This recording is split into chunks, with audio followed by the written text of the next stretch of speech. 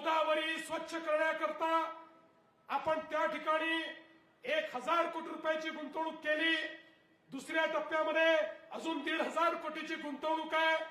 मोठ्या प्रमाणात एसटीपी आपण तयार करतो आणि एसटीपीतनं पाणी शुद्ध होऊन गोदावरीत जाईल। पण अनेक वेळा एसटीपी लागतात आणि नंतर ते चालतच नाहीत।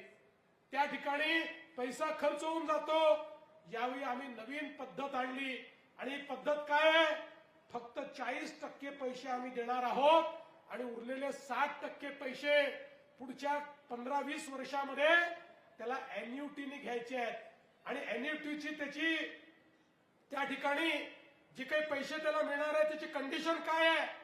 त्याची कंडिशन अशी आहे, दर 3 महिन्यांनी आपली नाशिक महानगरपालिका गोदावरीची वॉटर क्वालिटी टेस्टिंग करेल आणि जर वॉटर क्वालिटी सांगितल्याप्रमाणे असेल तरच त्याला पैसे मिळतील, नाहीतर पैसे मिळणार नाही।